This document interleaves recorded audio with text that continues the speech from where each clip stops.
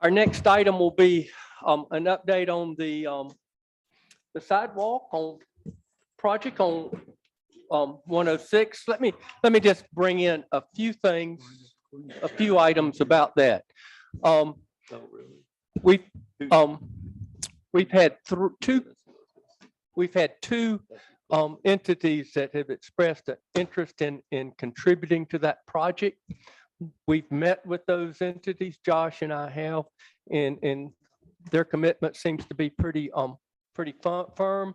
I've also talked with two other people who are interested in possibly contributing to the project. If you recall, we had Alex Stillwell, a civil engineer, do a kind of a schematic design and a rough cost estimate around $1.5 million to do this sidewalk.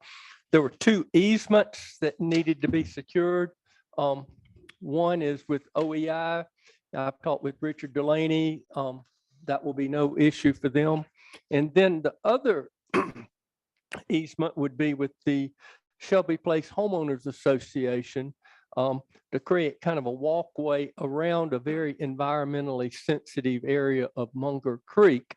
And I've met with the Homeowners Association and had very good communication with the Homeowners Association, very positive response. And I've asked Rick Siegel of the Shelby Place Homeowners Association to come and talk with the board today about, where their position is and what we need to do next to move forward with getting that easement secured. So Rick, if you'll come up to the podium and have the floor. Thank you, Mayor and Commissioners. Appreciate the opportunity to have a word with you on this. You may know that we did an informal survey of our subdivision, and we have an overwhelming support to have a sidewalk from Country Club all the way up toward Bryson's.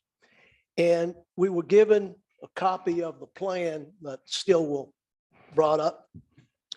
And we used that to ask our homeowners, their thoughts, and we got a lot of good feedback on it. But where we are now, based on this plan, based on what we have on paper, we're not sure where the walkway will actually sit until there is a survey done to indicate, okay, it's going to be X number of feet closer to the homeowners. It's going to be X number of feet, further away. And until that survey is created and secured, it's very, very hard for us to have that formal vote. And it's going to take 80% of the homeowners association to approve this before we can enter into an agreement with the town for the easement. The questions, and I've discussed this with Josh and Pat,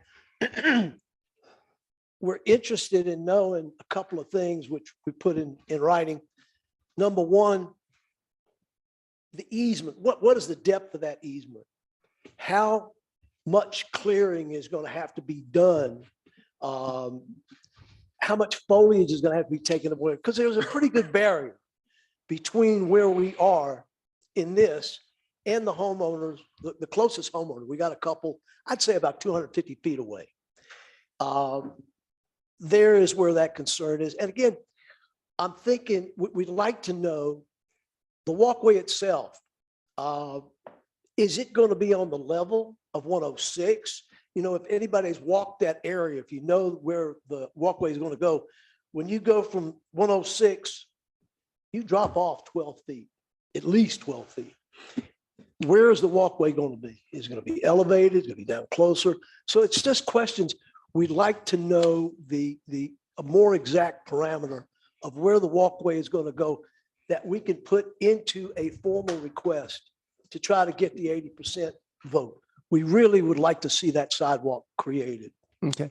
And let me add, in working with Rick and his group, we asked Alex to go and kind of tape off where it would be. Alex did that. I rode by and got out and looked. And I said, I don't know how he got down there. I know Rick and them have kind of bushwhacked and they have a rough idea of where it is. And I think the homeowners now are asking for that survey where it would be real specific about where it would be located. So I wanted Rick to come and talk with the full board about this today. Again, I don't know that we're making any final action. We might want to think about this and then at our next board meeting, make a decision on, whether we would want to move forward with the survey. Can Josh or Lamar, can y'all give me a rough idea about what kind of money you think we'd be talking about to have a surveyor come in and lay that out? It'd be a guess, maybe Yeah, a guess. Yeah. 10,000. Okay. If we were going to move forward with this project, though, that survey would be a part of the design plan for it, correct? Yes. Okay. All right. Any other questions for Rick or? So is this blue line, I mean, I assume you're gonna get into this, but is that the new proposed? What's the blue line, I guess is my question. Oh, that's the stroke. Okay, so the reason I'm asking is because I heard there was some conversations behind the scenes that somebody had like an alternative plan. I didn't know if that was like, had something to do with the. That was just put it on the other side of the highway. Yeah, okay. Avoid it all. Okay. Rick, what's the, as far as the homeowners are concerned, I'm only assuming that they want to keep the sidewalk as far away from existing homes as Correct. possible, not necessarily move closer for access. Oh, absolutely not. Just the opposite. Okay. The further away, a lot of the concerns is people walking through, noise. And I don't see anybody walking through at 11 o'clock at night. It's not going to be a lit. I don't think it's going to be a lit walkway. I don't think people are going to be, I think that's a question we can deal with as long as we know what the distance is. And again, the height of the walkway, if you've seen the area, I know you're not going down into the hole. The higher up you go, the more visible and sightline noise wise you're going to be. And really important, when you do this construction, sidewalk has to be 5 foot wide. I'm not sure if not on the highway, you still have to have that 1 foot curbing. I'm not sure about that. But with that amount of construction you're going to have to do, what are you going to have to clear on this side? And how much are you going to have to clear? How much foliage you're going to have to remove on that side? Are you going to have machinery down there? Bobcat even would be a pretty big piece of equipment down in that hole. If you've seen it, if you've walked it, you get a pretty good idea of the problem you're going to have just in construction. Just the logistics of getting it constructed. Exactly. Yeah. Exactly. Now, I think that, Rick, that area there, I would think we'd have to put some lighting back there because there's people that use that. I mean, there's people walking to town, I know, at 5:30 in the morning. Well, here's the thing, Brian. They're walking right now and there are no light. There's not much lighting along the highway. I would implore the town board to sit on Richard Delaney and say, look, tell your people to put on a yellow vest. They actually have started doing that. We have. I have not seen it. Yeah, Oh, they This is have. my It personal makes experience. the biggest difference. They have, except that doesn't mean an employee will do it when they leave. Right. That's Yeah, been the most of problem. them have the. It'd be in the terrible. building. It'd be terrible to think of running over one of those people. But from my point of view as well, what if I hit one of those people? Sure. Mhm. So having that sidewalk is a big deal for the town and for the safety of the employees. Well, I'm just saying that from the standpoint of, I think that would be something, I just don't know how far that is to residents, if it was like We've got a pole. rough estimate. I know that they walked it and they calculated roughly 280 feet. 250. But now, can it be moved? How far One way or, are the big questions? Yeah. Brian, let me say this. If you did the proper kind of lighting, a down lighting, along the walkway, Yeah. it would not affect the subdivision in the Yeah. least. And that's what I'm getting Not at. a Yeah, as long problem. as it doesn't affect the subdivision. Not a problem at all. Yeah. Lamar, is there any state requirement as far as, I know most of our sidewalks, is there any requirement from the state for town sidewalks to be illuminated? Not that I'm aware of. Okay. Is there a slope that can be, is there a slope maximum? Maximum. minimum As far as ADA is concerned, if going into this, if we put the sidewalk down, have it come back up at some point? Yes, there is ADA requirements. Sometimes you can't meet. That's where you cannot meet the ADA requirement. You don't have to do it. But if we're building this sidewalk new, You can't and always it's an meet. elevated sidewalk, are we gonna have to meet ADA requirements? I don't think there's places where you put new sidewalks, you can always meet it. Period. Okay, Given so our we- topography, sometimes it just can't be done. So we might be able to go in with a sidewalk that at some point had steps that went down in a place that's maybe critical to Shelby Place, so that the view of the sidewalk is lowered. I think that's possible. It's probably something we try to avoid, but I think it's possible. We have steps on 4th Street right now on the sidewalk. Right. Okay. What's the elevation change you were talking about from where the sidewalk along the highway is to where it would be down in that critical area? Well, it's that lower area. It's like Rick said, the potential's there for about 12 feet. We talked about possibly coming down on a sloped grade and putting a pedestrian bridge across the stream, which is, the stream's what drives all this. Yeah, And you got to cross it twice. And you could bridge that span over there, and it may be on the slope itself to go from this grade to this grade. Now, as you come back upstream towards the paint store, the grades come back together. But that lower end is the issue you're talking about, right? And I guess there's potential there for 8 to 10 feet change in elevation. Also, to answer your question, to build a structure like that, you got to put substantial equipment within that right of way or that construction easement to build it. You can't build it all strictly by hand or with a Understood. bobcat. I mean, it's going to take some clearing, Well, at the same time, revegetate over time. based on that, Lamar, let's say that a substantial amount of rhododendron and the big rhododendron need to be dug.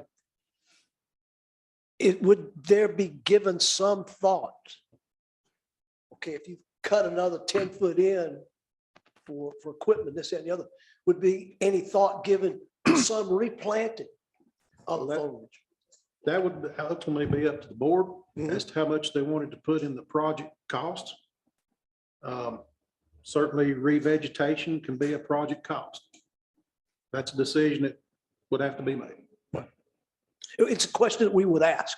But that's where it would take quite a bit of clearing to get those kind of structures on the Understood. property, much less set in place. Understood. You know, just as a quick aside, we had some rhododendrons removed from our property, and they're not huge rooted. The big trees, big rhododendrons, and they can be easily replanted. In other words, you're not going out and buying all new stuff, but stuff, and it would, I don't see a great expense, but that's something y'all could deal with a little bit down the road. Well, if it's a concern about giving the easement, then it should be a part of the easement that the board would have to consider whether Correct. you wanted to enter into such an agreement. Correct. Okay.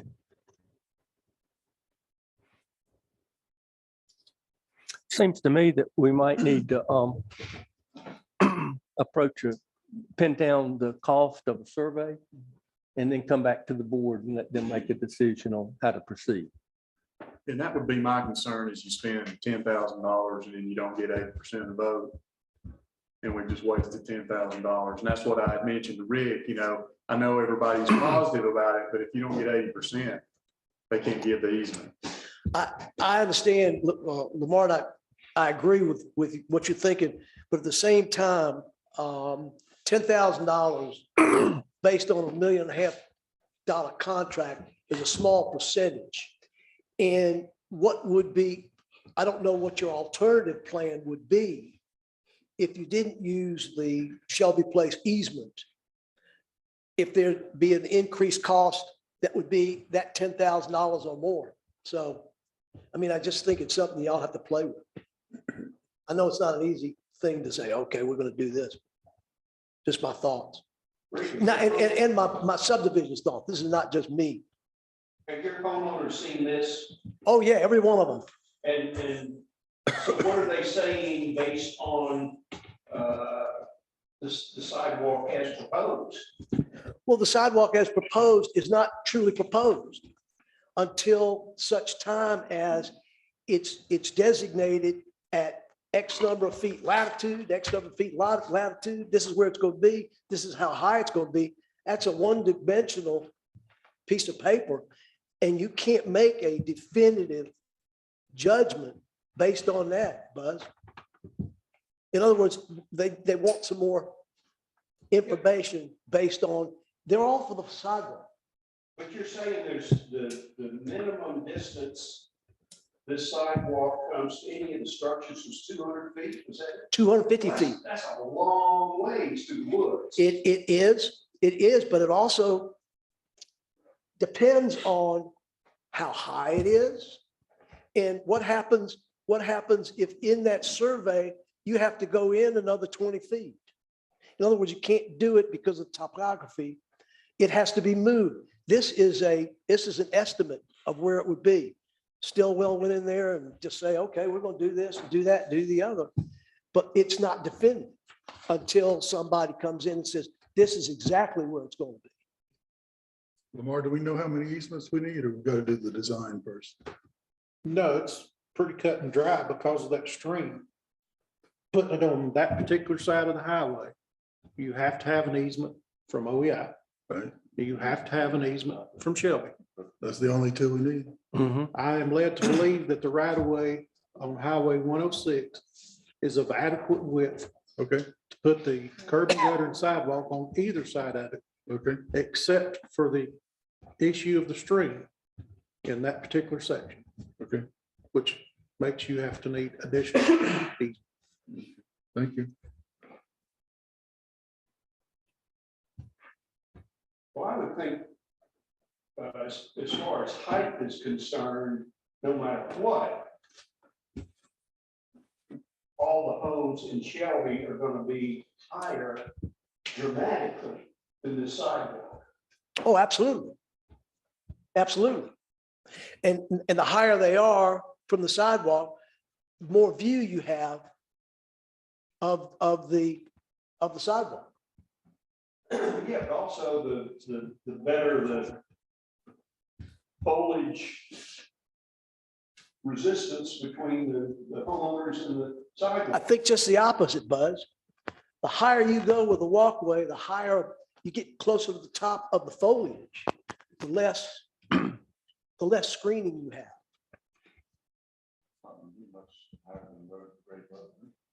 Oh, it'd never be higher than road grade level. And that's why I said the distance from the road to the ground. You said it was 8 to 12 feet, right? It Yeah, is. at that one particular end. And then the further upstream you go, the closer you get back to grade. Right, so, the maximum ever be is half of that.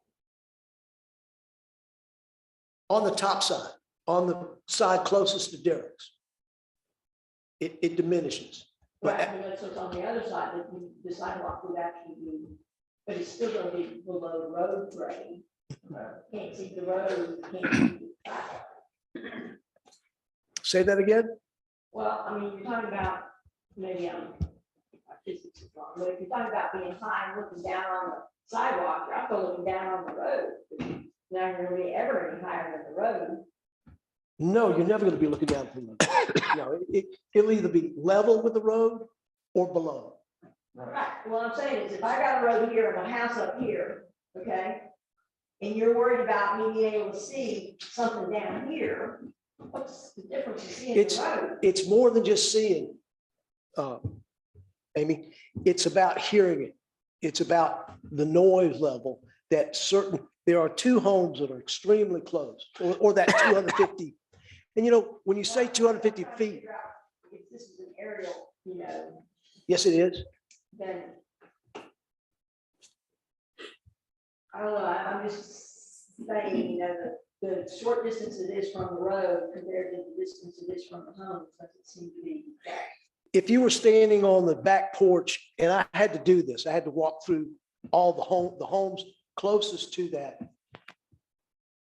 The 250 feet sounds like a great number, but if you remove a lot of foliage and you're at a certain height, you would have some concerns if that were your home. Now, it seems a little bit hard to grasp, but again, if you were on those decks and seeing the sight line, you get a better idea.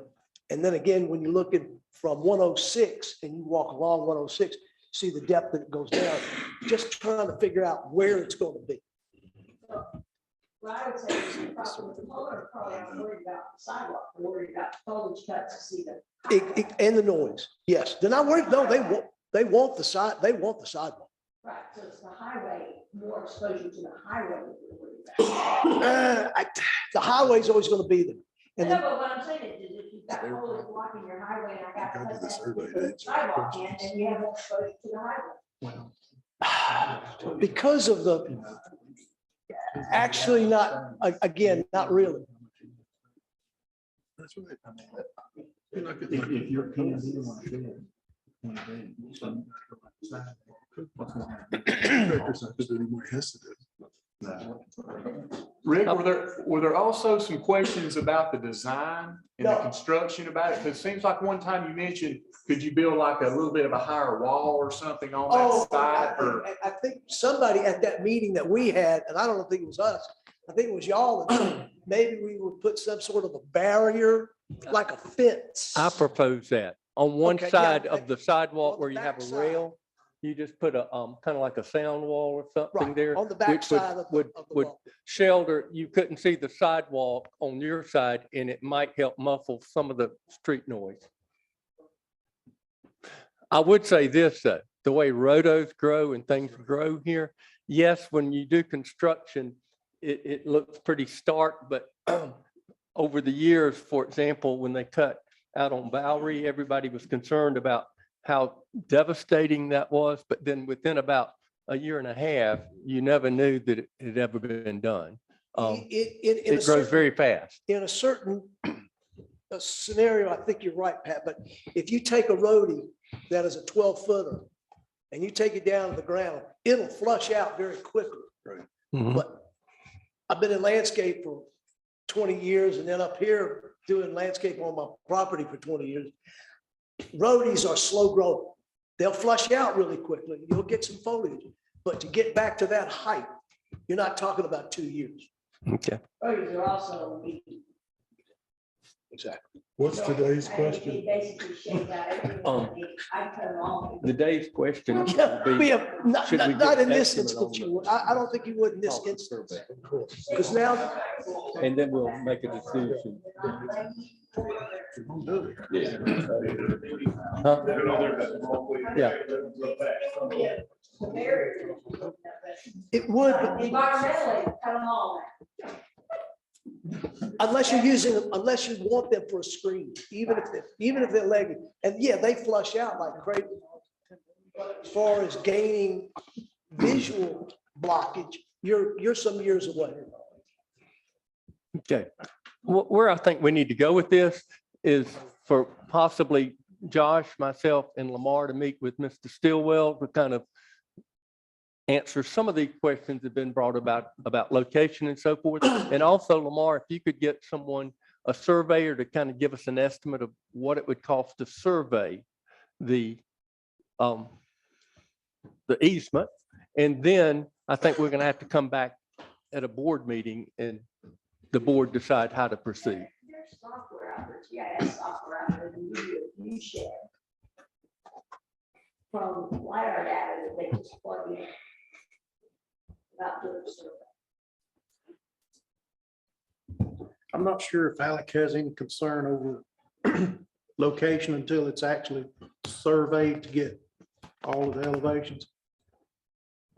If you have a really pretty positive idea, exactly where you're gonna put it anyway, then it's not such a big deal. I think he might have a little bit of concern over getting this slope here, this footing here, this footing here. Well, I'm not- That's the only thing that concerns me a little bit I'm about it. not worried about construction, I'm worried about the homeowners being concerned. Putting a foot here, putting a foot here is probably not gonna make a huge difference. Or any difference in what they see or hear. Well, he's already flagged it once. You could get a view shed on that pretty easy with some of this software data. Yeah, Alec has flagged it now. He went down in there and actually flagged. Alec Murdoch. Right, and we've walked, These people are He's hiding. concerned with the height of their deck, His in-laws lived in how that much they're subdivision. gonna see. You can get a view shed data on that pretty easy without a survey. The survey tells you exactly where it needs to be, but I don't know that we need to know exactly where it needs to be, because that's not gonna answer the question. I might can find somebody that can do that. I don't know. Would it help if we can consult with Mr. Stillwell about, We're gonna have to start with that. He's the one that's got Knows where it is. okay, potential design already. we've met with him before, we'll do it again.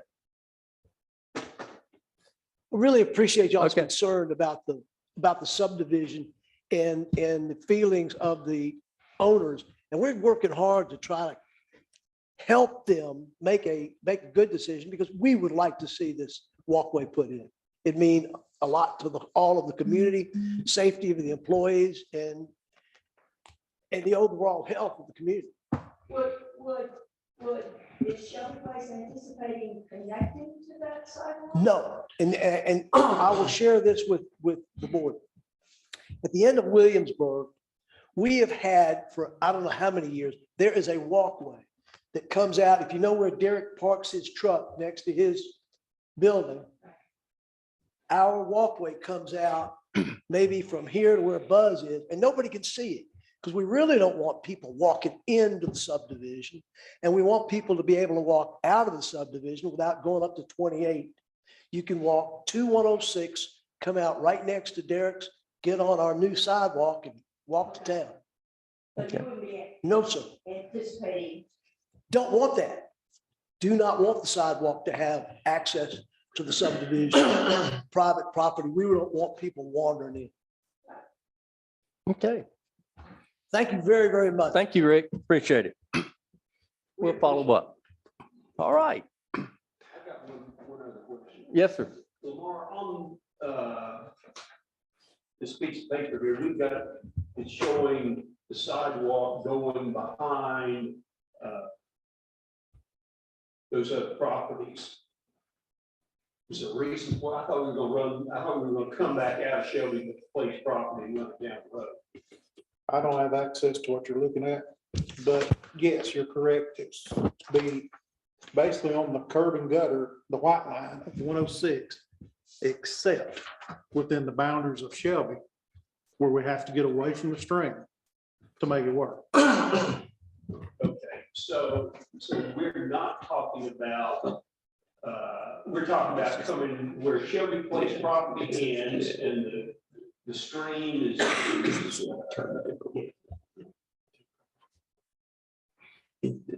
It comes out and then like in front of Highlands Decorating, it's just the curb I'm and, talking about down there in front of Newman's Law Office now and running in front of. No, that's- shop area across the street. Right, It's well- gonna be on the road. Yes, We're not everywhere running back. everywhere except Shelby.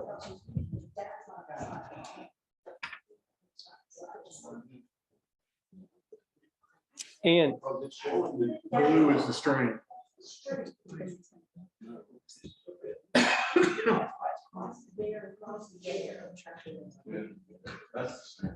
Yeah. I know, it's scary.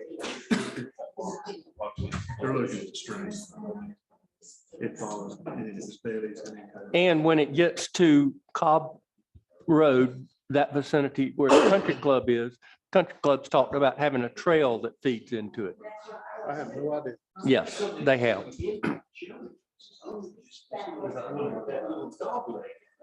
Yeah.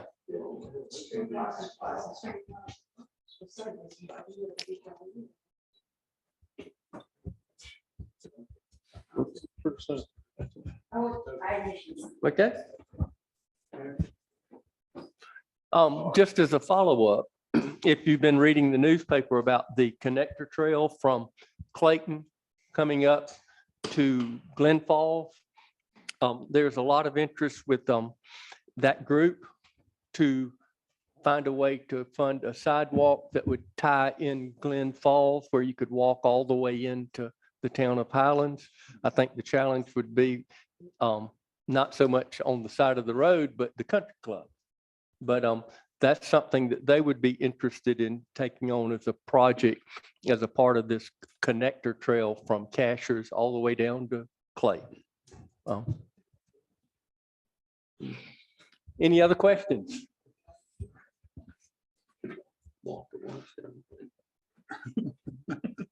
Never say never.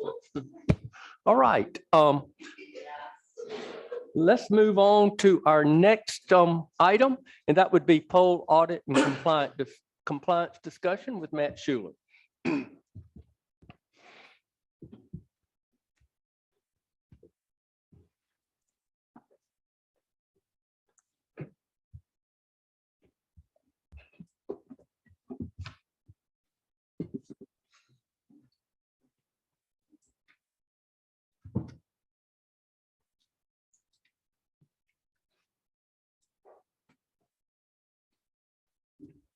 All right.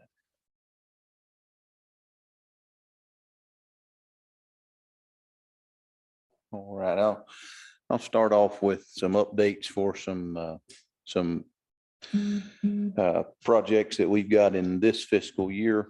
One, we started out with the smart metering. We looked at a company, Tantalus, and the way that theirs work, it's a combination of a gateway, which is power pole mounted, and then there's also a repeater, which would be mounted on a power pole or whatever else might serve as a repeat location. And then it would go down to an electric meter. All three of those devices would receive information from electric meters and water meters. So we tested those in a few test areas. They worked very well for the equipment itself. When we first began the test, we didn't think it worked because we kept having meters that wouldn't read, water meters in particular that just would not read. Had no problem reading electric meters, but would not read the number of water meters. So just before we decided to scrap the project, go with a different company, we started going individually to every water meter that we had that would not read, and we began to find out that those were our problems and not the fact that it was a problem with any of Tantalus' equipment. Some meters were in a hole and couldn't be read. So our meter reader, James, been reading those manually.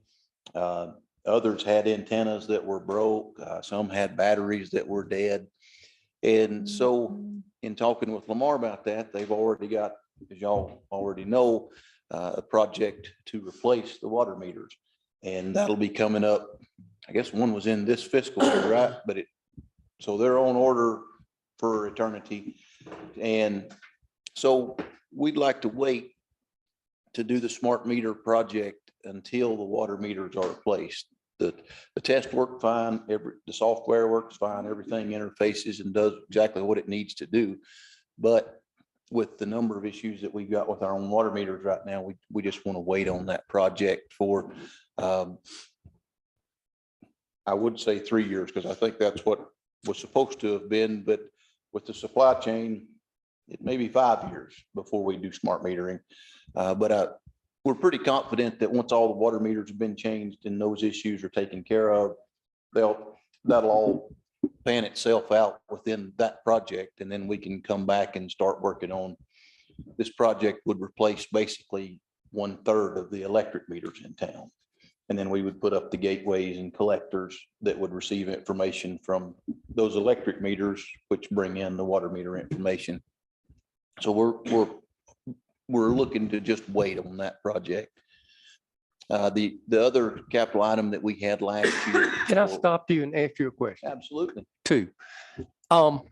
We've had this great vision of being able to do this. Right now, if someone doesn't pay their bill, we have to send a water person out to cut the water off or the electricity. Would that type of thing allow those kind of functions to come from the person monitoring the system from a central location? Partially. So the way that would work, they could not turn off the water meters without a physical person going out to turn it off. And only on the electric meters that we would replace would they have remote disconnect. And you would only gather that functionality years down the road. The way that would work was to make the full project work, we'd replace 1/3 of the electric meters that we currently have, which that's the same meter that we have right now with a different module inside of it. Then years down the road, as we replace the other electric meters, which they might not be, it may be for 10 years or 15 years that it actually needs to be replaced, then it would be replaced with a tanless meter. And then it would have the ability to have remote disconnect. Okay. So it partially, but not fully by any means. Okay, and then my next question. What's so impressive to me in our water department with the SCADA and everything, you have at the water department, a technician that can monitor the water tank levels and so Yes. forth. And it was really critical with this big freeze where we started losing water to have that type of system. Have you and Lamar talked about the idea with us upgrading our electric grid to where one of our linemen could be at a central panel where they could determine, where the circuits are down and not down during, outages? We discussed it a little bit the other day, and Matt mentioned it to me, and I said, oh, it might be too much information. But Why would it be too much? I'm just talking about the get grid. overwhelmed with it, and it's just more information than the lineman can absorb. However, I think it would work very well as long as it's a monitor only. Yep. Oh, yeah. It becomes an issue to where someone can turn things off and on remotely. That gets pretty dangerous. Oh, Same thing, I at agree. water pumping stations. I have a pretty big fear of someone being able to remotely turn things off and on while a technician is working on something. Sure. But as long as it's monitor only, I think it's great. That's my only idea would be that you can monitor so you can kind of pinpoint, well, here's where the problem is. Yeah. Although I know your guys are very knowledgeable in the grid system, I thought that might be helpful. Well, some of that information, is going to be great as long as it can't be remotely operated. Sure. Right. We'd actually discussed a sensor that hangs on the primary line, basically just to say it's on or off. Yeah. I'd echo same thing for Lamar. I don't feel comfortable with turning on 7,200 volt primary line remotely somewhere With the lineman Nobody out working there. on it. Yeah, sure. and it, you could also have somebody that's a citizen, out there trying to move it out of their yard or something, and it just gets turned on. Whereas you have a lineman drive by, he's going to see it on the ground and know, that Some these point are in happening. time, it just takes boots on the ground, a wrench in their hand or a shovel and pick Yep. to ultimately get the problem resolved. Okay. So the next project that we have that's in this fiscal year, it's out about 2 months right now. That's the Big Bear Pin, Little Bear Pin SCADA systems. They were aging, and so they're just time to be replaced. So we've got about 2 more months on those.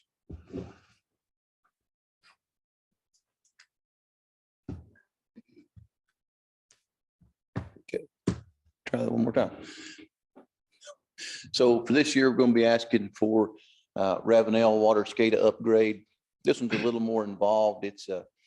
It'll require a trenched in fiber drop for a fairly good distance to get the network to it. And it'll be for the pump station.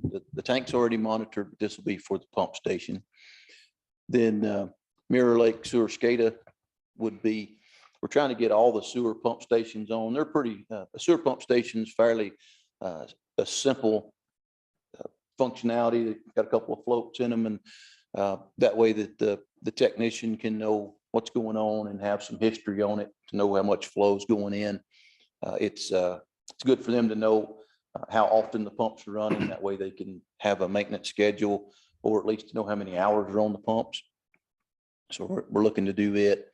And then we've also got one server that's coming up that would be a capital item this year. They're all typical, but they have to be capitalized because they're over $5,000.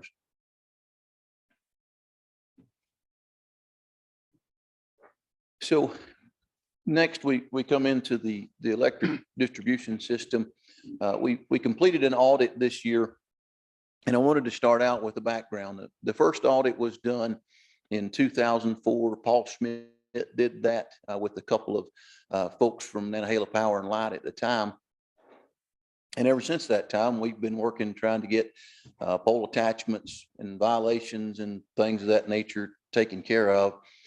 And in 2004, there were 737 clearance violations. And we've done numerous different things to try to get the entire system cleaned up. And we've not been successful in doing that. So fast forward through a number of years, the last audit that we had was completed in 2018. Josh and I and Jake Howard, we met with Frontier, Northland to talk about how to remedy all these issues. And they fixed some of them, but not all of them. 6 months later, Jay wrote a letter to Frontier and Northland, and they did a little bit more. And then if you remember right after, which would be 6 months later, that got us into the first of 2019. It wasn't very long after that, COVID hit. So nothing was else done. So I wanted to go through this year's audit results just a little bit. This map shows every pole that needs to be touched with some kind of a maintenance issue. There's 1,210 of them. So there's around 3,000 poles on the system. And so you're looking at just over a third of the poles on the system. Now, this encompasses, if it's got an electric issue, it's red. If it's a Frontier issue, it's yellow. If it's a cable issue, then that's blue. Highlands Cable Group's green. There's not many of those. And Balsam West, very one or two of those. But that's all total.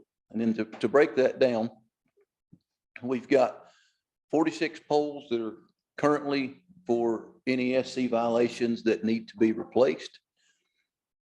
Then if you go beyond that, we've got a few other electric issues, and these are things like a wire sagging a little too low, guy wires need to be tightened up, just maintenance issues. So there was 82 of those. And then as we go on, this is one that's been mentioned before. We currently have 311 poles that need to be removed, stub poles, if you will. Some still have Frontier on them, Northland on them, Vibe on them.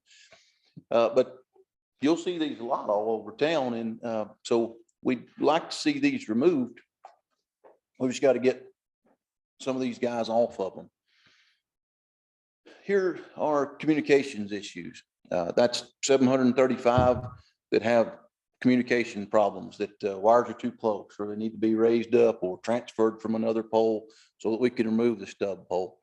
So these are NESC violations. That's the National Electric Safety Code. These are all code violations here. I'll get to another in just a second that if my clicker works. These are compliance issues that were caused by a transformer there. And to give you a few examples, what's happened, this is not very many times, but we've contributed to the problem some. I'll get into our remedy in a minute, but so the transformers too close to the wire. The Northland and Frontier had installed at the correct height. Then we went back in and put a transformer in and caused a code violation. And there's just a few examples of these.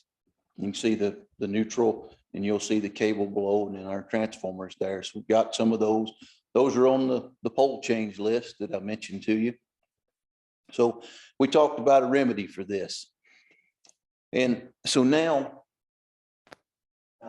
Josh and I talked about this with Lamar, and he's talked with about it to Yogi. So currently, we go our primaries at the top of the pole. Our neutral comes down 4 feet, and then the transformer hangs below that. Or these bushes will be roughly even with where the neutral will be. We're going to adopt this construction method, which puts the primary here, the neutral here, regardless of whether a transformer is there or not. And then when we decide to install a transformer, if it comes to need that, we'll put it in between the neutral and the primary. So that will establish our neutral distance. Cable will always be 40 inches below that, or whatever it may be, would be 40 inches below that. And then at that time, when we decided to put a transformer in, we would have a clear space to do so without having any code violation.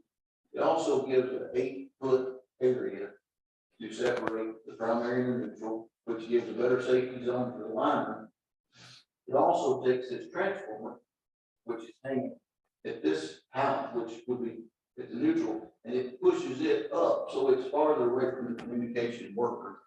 So by this, that'll give a lot of a better safety factor. But one thing we wanted to make the board aware of is this will require a taller pole, because we're going to try to rearrange some wires and things, but a lot of times on some of those pictures that I showed, they're let me back up to just one here.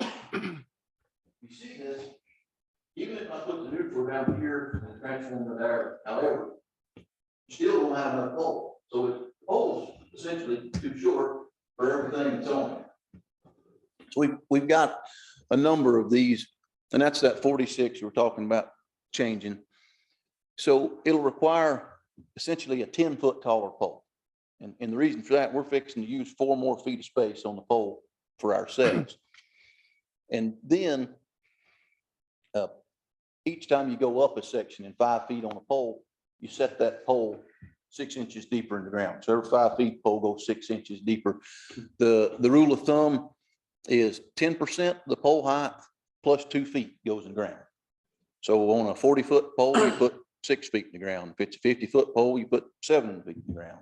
And if it's a 55-foot pole, you put 7.5 feet in the ground. So if we only go 5 feet higher, we're only gaining 6 inches, which doesn't even allow one more communication company to be there or one more wire attachment to be there. So each time we replace the pole, it would be a 10-foot taller pole. So we just wanted you. Matt, what's the rule for the lowest wire on the pole? How tall does it have to be off the ground? Well, there's a difference in which road you're over. If you're over a town road or any other driveway or anything like that, that's 15.5 feet. Okay. If you're over a state road, that's 18 feet. Okay. So it varies.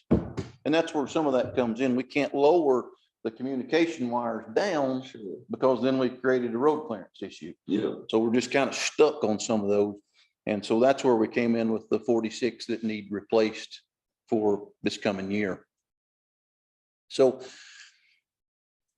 then this is communication companies that need to clean up. They're not necessarily what we call NESC violation, But being we own the system and we're also the town, I don't know if you can see some of these, but this is the base of poles, this pile of wire, bottom of the pole.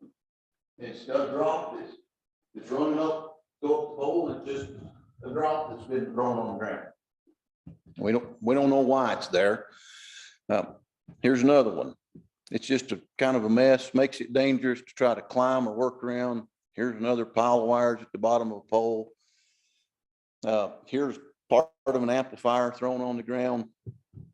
More cables and wires. And this is a lot of stuff's in like people's yards and the edge of their yards and things like that. So we'd like to just see this stuff cleaned up. Wait, so it's stuff that like maybe at one point was hooked up to the house and then they disconnected it, just left it there, or is that? Could be disconnected. Maybe it got torn down and then they never hooked it back. I don't know if you saw a lot of these where they'll string that orange drop along the ground and hook it up. And that's the temporary drop that winds up being there for 4 years or 5 or however. And as a follow-up, Matt, I know we've had this conversation before where at one time we were saying is, for example, Frontier, are they really still using all those copper lines, which put a lot of weight on our poles? Have we determined how many of those are really active and some of them just sitting there that haven't moved them? We don't really have any way of determining that. All we know is that they're still paying pole attachment fee for it. Okay. So that's about it. They do pay per attachment now. We started doing that to possibly encourage them to remove some of this stuff. And as Carlton goes through, he looks at every through bolt on the pole, every drive hook on the pole. So there may be poles where they're paying $80, you know, as opposed to $10 because they've got that many attachments on the pole. Okay. So how do we fix all this? Something that I'd like to propose to the board is to do, I named it Project Epic. You know, an epic's a long saga and this thing's been going forever. So the electric pole plant infrastructure cleanup. And it's, I've got an estimate to do, it's 2.54 million for the labor. Then there'd be about $30,000 for the poles and then some other materials. So it's around a $3 million cleanup. And this would be just a proposal, wanted to do this more for discussion purposes. So what we do, we'd begin immediately doing the taller poles. Each time the poles are replaced, it would just be that much taller with the framing on it. Then we'd go back and we'd refine that 2.5 million estimate. That came from Service Electric, and gentleman Dole Ridley, you'll probably remember him. He's been around a long time. He gave us just it's a cost estimate on work units. So there's 1,600 work units. So some poles have more than one work unit. They'll be moving telephone and cable and whatnot. So he just gave me an estimate on just the units themselves. So we would refine that to bring a better cost to it. We'd also have a true total with material and everything else. Then we would determine who's in violation, and we would calculate out the amount that they would be having to pay to have this happen. So we would take all of the Frontier violations and we take that cost and separate them, each one into their own particular bucket. Then we would go down and sit down with them and have our lawyer meet with their lawyer to discuss a payment of this. I'd like for the town to be able to control this so that we can make sure it actually happens. Right now, we ask them to move whatever, and they do a few things and they don't. We'd like to see it completely cleaned up.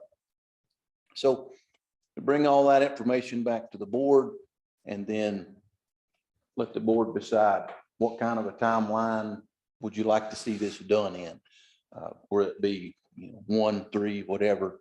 Then because of the supply chain shortages, we'd like to, if you choose to go forward with something like this, we'd like to procure all the materials first just to make sure that we get it all. And then we would formally bid out the project, because obviously it's going to meet formal bid requirements to actually do the whole entire project. So I talked to Service Electric and how soon could they do it? They can do it in as much as a year. They recommended a timeline of over about 3 years. That way that they wouldn't have their crews tied up here for such a length of time. They can do it, but they didn't recommend that either. So the recommended timeline would be about 3 years on a project like this.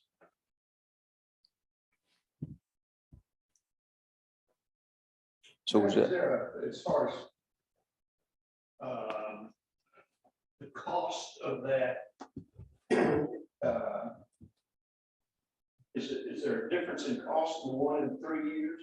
no, We just don't do it in 1 year, get it over with. if you said, take that $3 million and do it, and we want it done in a year, that's exactly what they do. How does this coordinate with the survey of our electric system? Okay, now what Lamar's talking about is a load survey. That's just wire sizes. So the pole height won't really change. I mean, the pole height and the wire size really are, they're not dependent upon each other. Coordinating any changes that need to be made. You have changes in wire size. And you better do it all at once. You can. Those 46 poles that I talked about, that's part of that 3 million. And a lot of that work would be done hot. So it could all be done, but the types of bucket trucks and things that they would bring in, yes, with the 46 poles, they would have the same material here, parts of it. But those poles are scattered all over town as to where, if you're reconductoring, you'll be sitting, like, so you'd reconductor everything on Poplar Street, so you touch each pole. So they're going to be jumping. So yes, it could be, but I don't know that it would really change the price, because most of the time you're thinking about, bringing material on site, bringing, vehicles on site. There's not going to be a lot of difference in that, because they're just driving a bucket truck or a line truck from wherever they come. So you're not going to get a huge price break or anything like that. Is that kind of where you're going? Yeah. The only conflict that I've seen with what Matt said, with what I'm looking into, is that spacing between the primary and the neutral. I mean, that needs to happen. That protects my guys from people encroaching in on them. It protects them from my guys encroaching downward, if we're trying to protect all that. But I want to go one step beyond, because people do encroach in electrical space. In addition to that spacing between the primary and the neutral, I would like to bring that spec to the Public Works Committee and formally adopt it so we can get a utility manual. But I want to add to that the 40 inches below that, which is NSC rule now, to keep any and all communications out of that zone. Because we have some conflicts now with people being in there that really shouldn't be there. So we're not talking about just that spacing. We're talking about a little bit more. Right now, we're having issues with some stuff that's in that 40-inch space, and it doesn't allow my guys to safely work where they need to be. So does that mean a bigger than the 10-foot pole? Possibly. And so then we may have more than just how many poles that need to be. Right. Possibly. When I'm saying the 10-foot, that's a 10-foot minimum. Like we would not go back and replace a pole with a 5-foot taller pole basically ever again.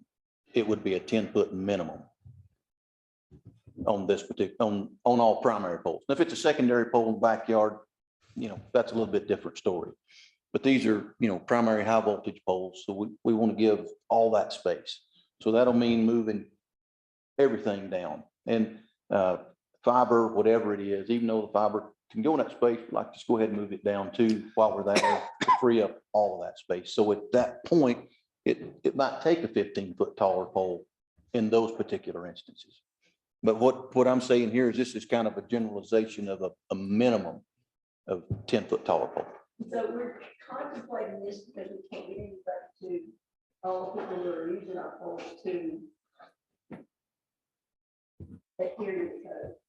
Right. But And move at onesie, the right twosie, time. we can get them to move on. I know, I'm just saying, there's no way, but so why do you think we can get them to pay? Well, that's the one thing that we've just been able, they just kind of pay the bill. They don't seem to have manpower. We've talked to them and they're like everybody else. They're short on folks. We've talked to Frontier. I believe they've got 2 guys, best I can tell, between here and Silva. Because we go to talking to them and we know a couple of them personally, you know, so we got to where we just call them on the phone and they'll be like, well, we're over in Silva today. What in the world? Like, don't you have enough work up here? You know, but so they're just kind of everywhere and they're stretched out. So what we thought is if we can just do the project and like I said, I want to talk to them first and say, this cost is coming your way. And just maybe have a lawyer sit down with them and get some teeth and say, we're going to do this and then you're going to pay for it because we want it done. We don't want to wait on you anymore. We want it completely cleaned up, done the way it needs to be. Well, the problem is they might want to do some of it themselves and the Well, poles aren't there. They- I think my work experience, Lamar, has been these communications companies use contractors and they come and go in the night and you don't know who they are or what they did and they make a mess and it's That's not why unusual at all. It's not you're on to necessarily- a good point, and that's actually why we got this quote from Service Electric, because they're not communication company, they're linemen. Your main company may not even know the mess that, you know, their subcontractor loves. Exactly. That's exactly what we've seen. And every communication company that we've dealt with so far, you're exactly right. They're subcontractors. Well, we know one that they let go the other day because the guy came in every time he's drunk. I won't mention any names or any companies or anything like that, but this was a subcontractor and they said, look, get out of here. So it's a different level when you go to like Service Electric because they're electric linemen. And it's just a different level. So my question is, or my thought is you're sitting down beforehand and telling them what they're going to change, what it's going to cost them. Yes, Can't you bill them ahead of time to put it in escrow? you can. Part of what Mark said is the reason I want to do that is because there are going to be some underground drops where it's going to require the lines to be severed. Because if I'm moving the wire up and it's got an underground drop, it's going to have some cable added in. So they'll have to do some of those things. Our guys will do the heavy lifting on it. And then coming back to attach a drop or whatever, they're going to need to play a part in it because it's their customer to make sure their customers got reconnected right or whatever. But we want to essentially say we're doing this and we're moving this drop today and we're either going to cut the guy loose and leave him and you can fix it or whatever. So there's going to be a few of those that they're going to say, well, you know, we need to do that one ourselves. But as long as they know we're doing the whole entire project and that we're driving the force of this thing to make it all happen, that it's either going to get cut loose and your customer's just going to get hung out to dry unless you come and do your part. And I think they'll do that part. It's just, they don't do the rest of it. And if they don't, then it's their customer they lost anyway. I think it definitely would require sitting down with an attorney Right. to make sure that, you know, they understand what's going on. We understand our legal position and what we can and can't do. And then determine whether or not they're going to pay us up front or reimburse us once it's done or something like that. And that, you said you're going to pull out like Frontier, okay, your work's $180,000. Right. You know, 5 years is $250,000 or whatever. So you'll know that cost. Right. Which should be cheaper than they can actually get it done themselves. And the reason I say this because we're paying the guy to already be at the pole. Well, right. Right, but what I'm saying is, this guy's going to all of these poles, so we're also gonna get a bulk price as to, because it's the whole entire city where they're gonna be trying to get 20 poles done. And also, all of that work, if that one truck is sitting at a pole doing 3 things, it's gonna be a cheaper price than it was if he just drove to one pole and did the one job and then to the next pole and the next. So you get a cheaper price that way. And I don't discount that at all. I'm just worried about us paying $2.5 million to get something done and never get it. Well, there's another way to do that. And I didn't bring this up in the PowerPoint, but we could change their pole attachment fee. If they don't agree to pay that, you're sitting making a decision on how much they pay to be on your pole. You can jack it up to $100 an I don't know attachment. whether you could find it or not. Find what we do now, what they're doing now. We could start finding it. Oh, Well, let me, what happened with that is we do find them when it's one pole here, one pole there. We weren't sure if a judge would hold it up if we started charging them $737,000 a day. No. Matt, I have a It's question. $100 a day per pole. There's 735 poles. So that's $73,500 a day. I don't know if that went to court. Matt, would not part of the cost of this, the $3 million with Service Electric, be borne by the town in that they're putting up the pole? Would they be moving the transformers and the wires and everything that we have? And Right. everything. Part of So that- it's not just, the cost doesn't just go to the communications. Correct. We Part of have that to is pay borne for by the our town. It's our portion. portion too. Service Electric is an electrical contractor that is capable of doing telecommunications. Right. Okay. That's why I went with them. There's a level of professionalism and they can also do and have done in the past lots of line work for us. But what I'm saying is all of the cost isn't directed solely to the communications people. We're going to have to pay for a lot of the Right. hook up with the electrical. The redoing 46 electrical. poles was $591,000. Okay. That would be our portion.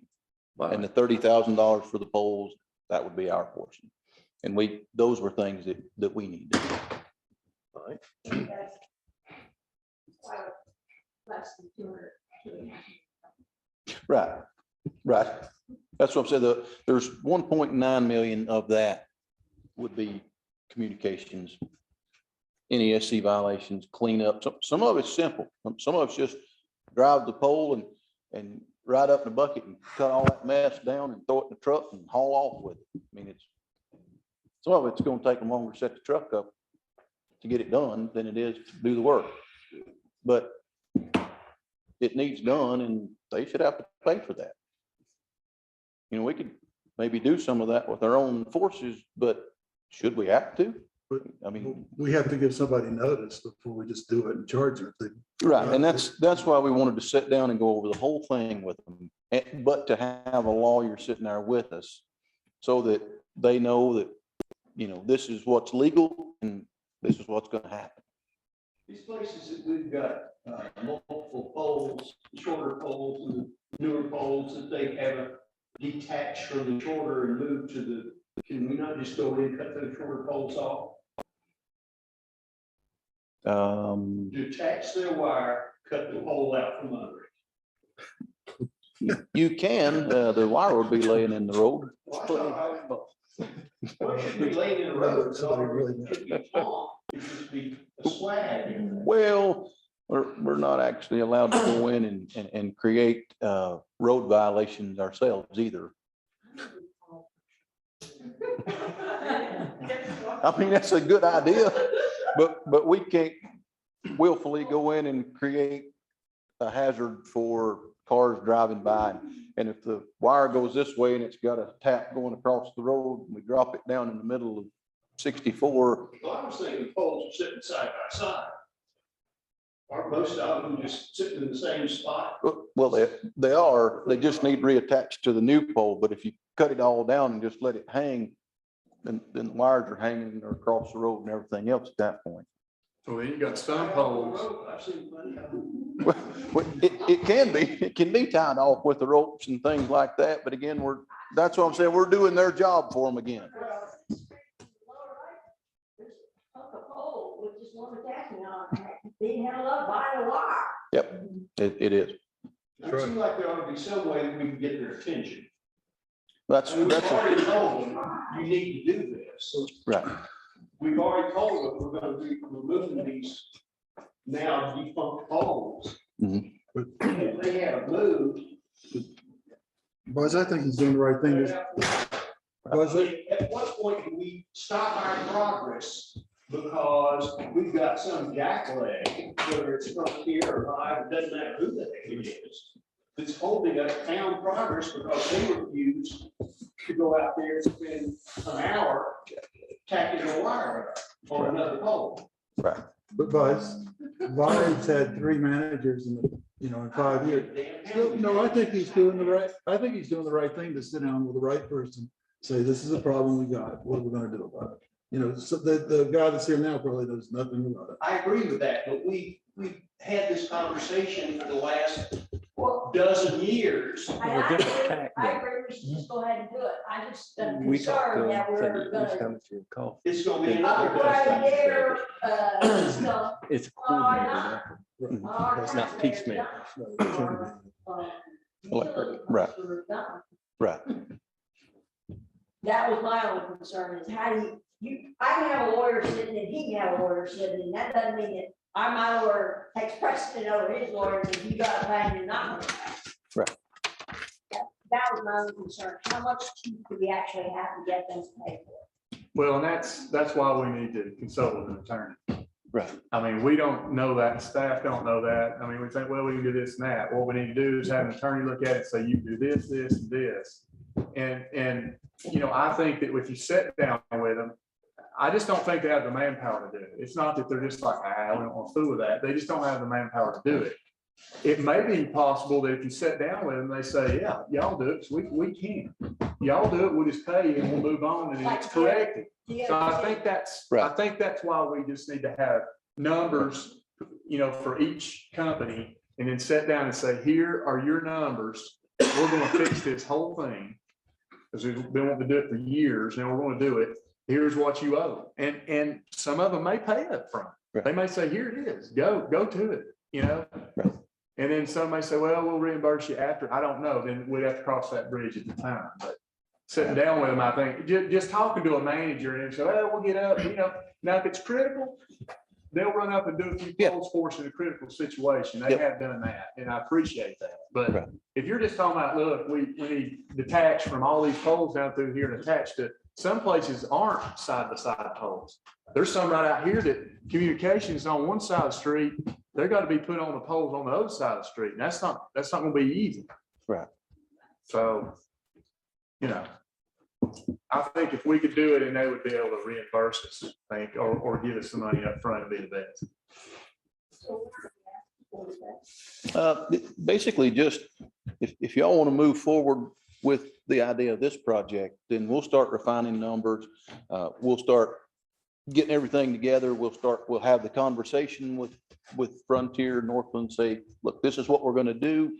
And then we'll bring all those results back to you before we do anything else. But we just wanted to say, is this a direction you want us to go in? So you got Frontier, Vive, Walson West, ERC, Highlands Cable, and Hotwire. Is that right? 6? Right. ERC really doesn't have any cables. They are in town, but they come through other people's cables. Mhm. So the cable owners, you're right, all except for ERC. Okay.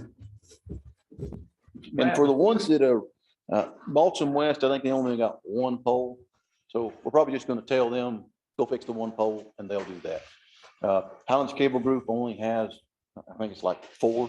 So we're going to tell them, because we just got these results back, and Carlton's been spitting out numbers to me as fast as he could get for the retreat today. Probably just going to tell them, these are ones you've got to fix, and they'll go fix their 4. Right. But it's when they've got 700 and when they got 600.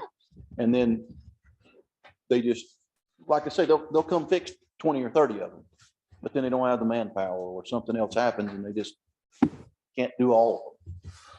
I think it's too large for them really to handle that wide. We had one issue the last time. We sat down with one group of them and talked to them. They all said, yep, that's fine. We'll work. We'll do everything we can. And then nothing happened. And we were like, what's going on? We started calling. They all retired. And then the group that we met with, they all were younger and they said, well, I mean, we want the same severance package if you're going to give it to them. So Frontier said, okay, that's fine. You can have it too. Literally, there's empty desks sitting in their office with all of our information sitting on it. There's nobody even there to take that job. So we're basically saying, do we want Matt and Lamar and everybody to move forward with developing a plan that you'll bring back to us? Clarify the 46 poles, Matt. You said we needed to replace 46 poles. Yes, Okay. Now you mentioned 1,210 on here. that's all total that need something done. to them. Something done on, not poles replaced. No, just, that's just the total number of violations we had of some maintenance, some issue that needed done. So you said pole replacement for 46 poles was 591? Yes. Right, That's just that's to replace the pole. right, and that's out of that 2.54. So essentially, it's 1.9 to fix all the communication violations and do the cleanup and all of that sort of stuff. And then it's 46, which is 591,000, because some of that's going to be energized hot work. Now, is that something we'll try to do next fiscal year, the 46 poles? I mean, that's my hope, but that'll be up there. Well, the question I had for Lamar, if we do this study, I know, we're talking about line sizes and all that, but It's apples and oranges. apples and oranges, but I will Right. say that if we need banks of reclosers in different areas, remove reclosers, does that potentially require even taller poles that we might need more than? I don't particularly see it being taller poles just to change those out. If we relocate them somewhat within the town, possibly. Right. Because you're reconfiguring a pole that presently doesn't have.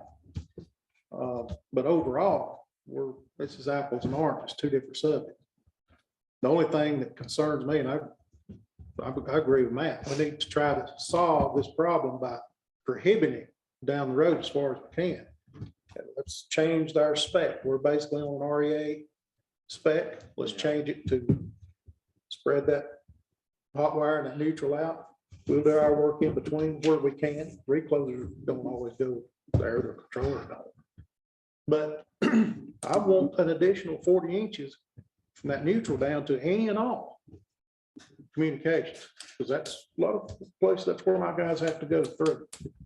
And that's only, I agree with where we're headed. I just want to add a little bit to that. Okay. And I want to put it in the utility bank. Law of the land.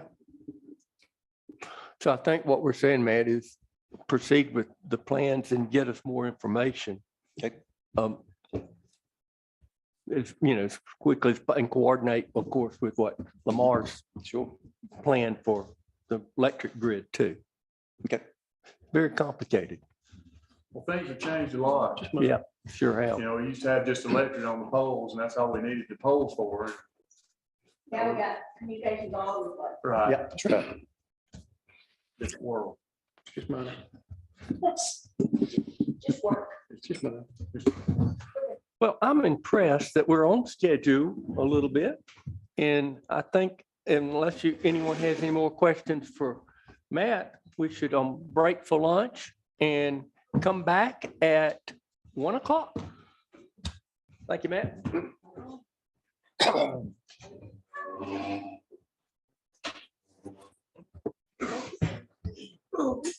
What's that? Do it.